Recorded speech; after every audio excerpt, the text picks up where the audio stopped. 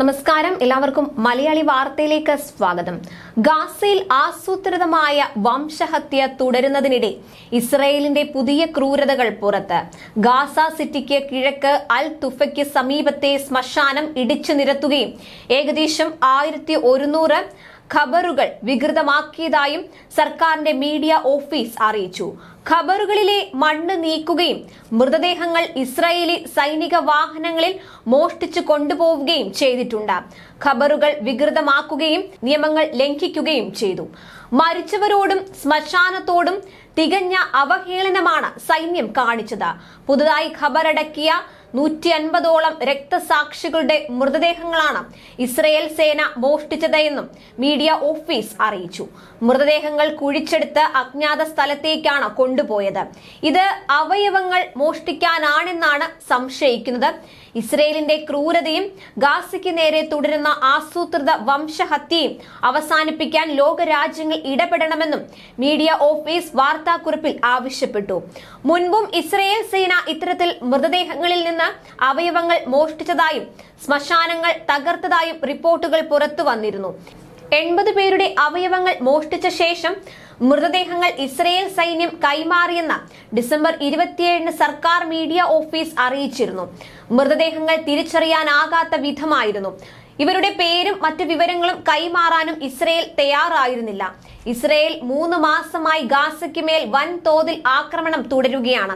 24 മണിക്കൂറിനിടെ 122 ഫലസ്തീനികൾ മരിക്കുകയും 256 പേർക്ക് പരിക്കേൽക്കുകയും ചെയ്തു. ഇതോടെ ആകെ മരണസംഖ്യ 22,722 ഉയർന്നു. കൂടാതെ 58,166 പേർക്ക് പരിക്കേൽക്കുകയും ചെയ്തതായി ഗാസയിലെ ആരോഗ്യ മന്ത്രാലയം അറിയിച്ചു.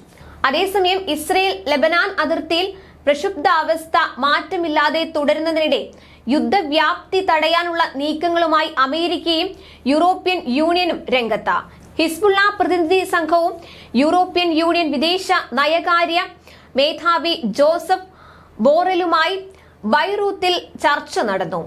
പ്രതിസന്ധി പരിഹരിക്കാൻ US state secretary Antony Blinken തുർക്കിയുടെ സഹായം തേടി.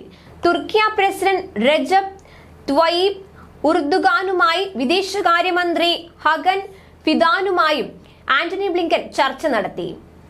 ഗാസയിൽ നിന്ന് പലസ്തീനികളെ പുറന്തള്ളില്ലെന്ന നിലപാടാണ് അമേരിക്കയുടേതെന്ന് ബ്ലിങ്കൻ പറഞ്ഞു. യുദ്ധവ്യാപ്തി മേഖലയിലെ രാജ്യങ്ങളൊന്നും ആഗ്രഹിക്കുന്നില്ലെന്നും പലസ്തീൻ പ്രശ്നത്തിന് രാഷ്ട്രീയ പരിഹാരമാണ് വേണ്ടത് എന്നും ബ്ലിങ്കൻ പറഞ്ഞു. ജോർഡൻ, അതുപോലെ Qatar, UAE, Saudi Arabia, Israel, Egypt, അതുപോലെ വെസ്റ്റ് ബാങ്ക് എന്നിവിടങ്ങളിലും ബ്ലിങ്കൻ സന്ദർശിക്കും. യുദ്ധാനന്തര ഗാസയാണ് പ്രധാന ചർച്ചാ വിഷയം. അതിനിടെ ഹമാസ് നേതാവ് സാലിഹ് അൽ അറൂറി വധത്തിന് തിരിച്ചടിയായി ലെബനാനിൽ നിന്ന് ഇസ്രയേലിലേക്ക് 62 റോക്കറ്റുകൾ ഹിസ്ബുള്ള വിക്ഷേപിച്ചു. പിന്നാലെ ഹിസ്ബുള്ള കേന്ദ്രങ്ങളിൽ ഇസ്രയേൽ വ്യോമാക്രമണം നടത്തി. ഇസ്രയേലി വ്യോമ നിരീക്ഷണ കേന്ദ്രമായ മൗണ്ട് മെറോണിനെ ലക്ഷ്യമിട്ടാണ് ഇന്നലെ 62 റോക്കറ്റുകൾ വിക്ഷേപിച്ചത്. നിരീക്ഷണ കേന്ദ്രവും 2 സൈനിക കേന്ദ്രങ്ങളും തകർത്തതായി ഹിസ്ബുള്ള അവകാശപ്പെട്ടു. ആക്രമണം സ്ഥിരീകരിച്ച ഇസ്രയേൽ കാര്യമായ നഷ്ടമൊന്നും സംഭവിച്ചില്ലെന്ന് അറിയിച്ചു. ഐത്തൽ ഷഅബ്, യാരോൺ, റാമിയ എന്നിവിടങ്ങളിൽ ഇസ്രയേൽ പോർ വിമാനങ്ങൾ ആക്രമണം നടത്തി.